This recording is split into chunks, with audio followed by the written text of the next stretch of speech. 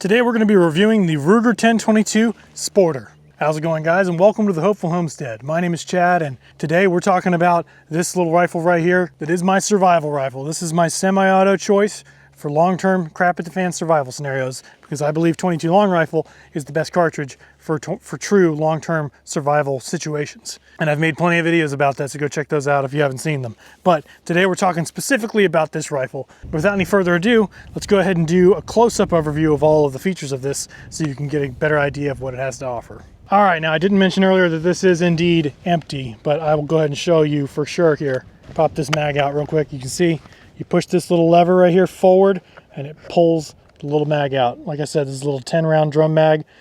Keeps things simple. You could have a ton of these sitting around if you wanted to. But as you can see, that's where the mag goes right there. You pop it in, nothing in the mag.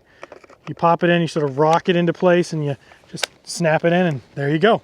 And then looking around to the action here, you get a nice pronounced, well, I don't know if you're not familiar, this is pretty easy to grab here to be able to rack around into the chamber. And you can see that this has got some nice checkering on this wood. Nice checkering on this wood stock. And it's a nice, beautiful finish. A nice satin finish. And as you can see, it's got this nice rubber butt pad with the Ruger logo right in the middle there. It's a beautiful gun. Nice aluminum, stainless aluminum finish to the receiver there. You can see the drilling for the optics if you want to add optional optics. And you got a nice polished stainless barrel. You can see you got a nice big front sight that does have a gold bead on it, paired with a nice flip down rear sight. This actually pops. You can see this will flip down and be out of the way. If you put other optics on here, you can keep your iron sights on here as a backup if need be, and you can just pop it back up when you need it. Very nice, and it is driftable and adjustable, which is nice. The front sight is adjustable as well. You can see up close that the rear sight is a little bit of a buckhorn sight, but it does have that little white diamond at the bottom, which makes it easy to pair with that gold front bead for getting a good sight picture. Moving along, you can see the sling swivels that it came with. Very nice. Again, this strap did not come with it. This strap is actually off of a Heritage Rancher. Very nice strap that comes with that gun, so I just thought I'd throw it on this because I had more use for this gun having a strap than that one. But it's very nice gun. It is a beautiful rifle. Very simple form factor. Very easy to pop the whole assembly of the gun out of the stock here and handle all of it. It does, if you can see, it does have a cross bolt safety. You can turn on and off from either side, which is nice. I just leave that safety off all the time because I don't ever carry a gun with a round in the chamber, especially semi-auto guns. I don't carry them with a round in the chamber. I leave it up to racking that first round if I need to, and if I need to fire. That's why I like revolvers and lever guns so much, because I don't have to worry about whether or not I've got one racked in a chamber or not. I just know that it operates. I pull the hammer or I pull the lever and I fire.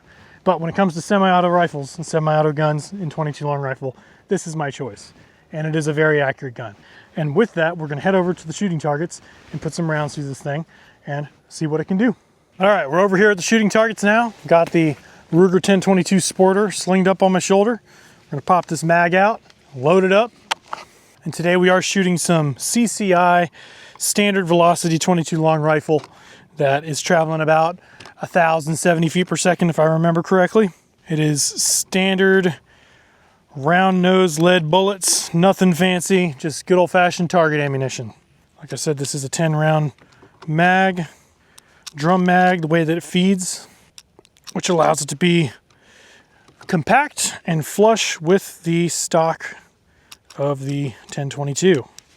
I have officially lost count like I always do when I'm loading these things. So we will see when I finally hit 10 rounds. I think that's about it right there. Not going to try any more. That was pretty hard to get that last one in. And I will say with these little drum mags, I've experienced some jams when you load the full 10 in here. The pressure from the spring pushing those things out tends to sometimes, especially with cheaper ammunition like my Herter's target ammunition, it can cause some jams. So I haven't shot this CCI ammunition that's a little bit better quality out of this rifle yet. So let's see what it can do and if we have any malfunctions. Got that loaded in here. We rack one in and standing at about right here, we are about 5-10 rounds from the targets, which with this rifle should be short work. That's for sure. But all right, we're gonna Aim down the sights here for the big target. No problem. Next biggest target. No problem. Next biggest target. No problem. Next biggest target. No problem. Like I said, this rifle from this distance, no problem. Let's shoot some of these flip back targets. Good. Good. Good. Good. Good. This is... All right, we're officially all out. 10 rounds. Didn't miss a single round, and it honestly was quite literally like shooting fish in a barrel. This rifle is, for $300, hey, with the nicer quality ammunition, I didn't have any malfunctions there. So that was a good sign, with that same mag that I've had trouble with in the past with the cheaper ammo. So that's a good sign. I think we're gonna reload this mag and step back about 5-10 yards to shoot from another about 15-20 yard distance. And then from there, we will go all the way back to the fence and see what we can do from back there on that bigger target, which should be about 40 yards. So that'll be a good distance to put these iron sights through. Let's go ahead and pop this mag back out. These little drum mags that are flush are a little hard to get out of there. They got this little contoured opening on the front here. You can see contoured opening right here, where when you pull that, push that lever forward, it allows you to pop it down and out. The bigger mags are obviously a lot easier to pull out of there, but I like the way that these 10 round mags feel when you're slinging it up. They're not, you know, the mag's not jamming into your back when you're holding it on your shoulder, which is nice. And honestly, the 25 round mags, when I used to have a 1022 a while ago that I got rid of, that was all, had a mag pull stock and a bunch of tactical crap all over it. And I ended up not liking that. I enjoyed shooting my Rossi Rio Bravo lever gun more than that thing. And I knew I wanted to get another 1022 that was all wood and steel and aluminum and whatnot, you know, metal and wood. And so that's what I got the Sporter for here. And I've really enjoyed it so far, really enjoyed it. Incredibly accurate rifle, incredibly reliable, and fun to shoot at the range. All right, once again, lost count, like I always do. It's 8 or 9. Let's see here. Maybe 10. Let's try one more. Nope. Yep, we got 10 in there. If you see up close, I'll show you up close. Loading it in. You pop it in, sort of rock it into place, and you'll hear a definitely defined click when it snaps into place, which is nice. But let's go ahead and head over to the 20 yard distance. Let's see here. We are about 15, 20 yards away. Let's see what this thing can do from this distance. Make short work of these targets again. Yep, biggest target, no problem. Gonna go to the next smallest. Good, next smallest. Good, next smallest. Tiniest target. No problem at all with this thing. Deadly accurate, man, deadly accurate. Going for some of these flip backs. Ah, miss. I chimped it. Good. Good. Good. Good. And we're out. Yep, all out. Not too bad. That one miss was my fault. I pulled the gun up a little bit as I fired that. I'm gonna pop this out and reload and go back for the big boy distance at 40 yards, which should still not be that difficult aiming at the big target. Maybe we'll get a little bit brave and aim for some of the smaller targets from the fence line back there.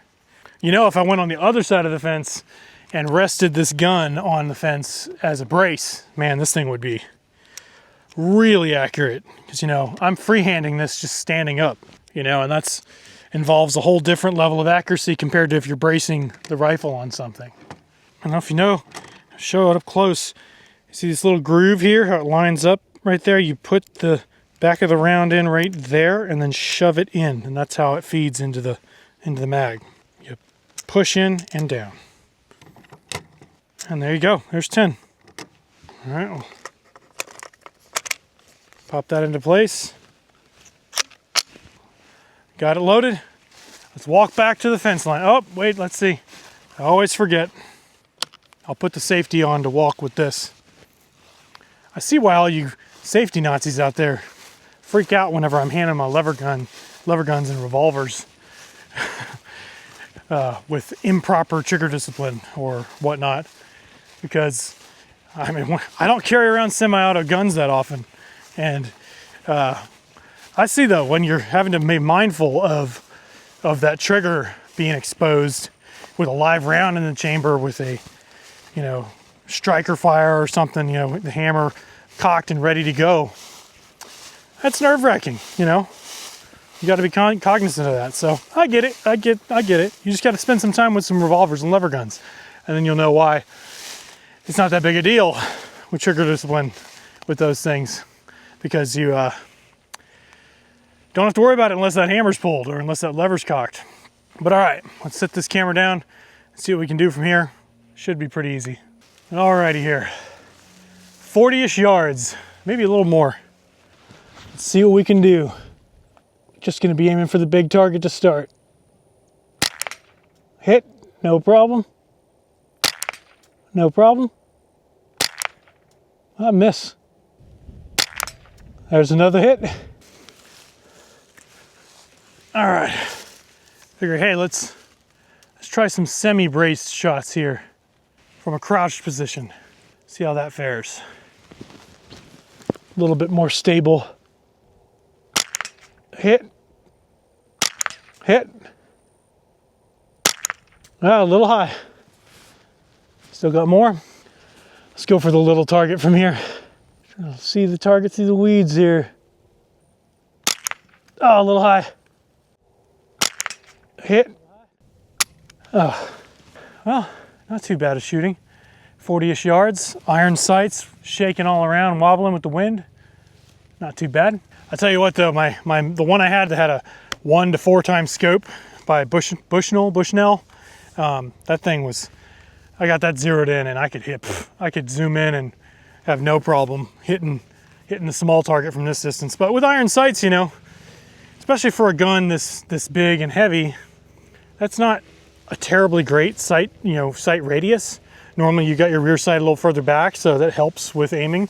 So that is something to think about with the 1022, that you've got not too big of a sight radius between the two, despite this being a rifle. But it allows you to have those optics or whatever mounted on the back without having to get rid of the rear sight. You can just flip that down and have it as your backup to whatever you mount on top, which I might get some sort of scope for this thing. Might get some sort of polished stainless scope.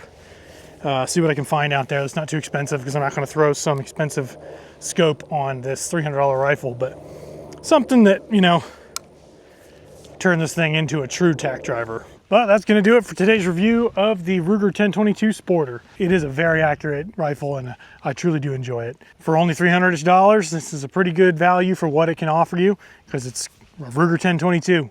It's got the reputation that precedes itself. Again, my name is Chad. This is the Hopeful Homestead, and I hope you stick around to follow my family's journey as we build our forever home up here. A little farmhouse with a wraparound porch, a barn, 6-stall barn, a guest house, a detached garage with a workshop in it.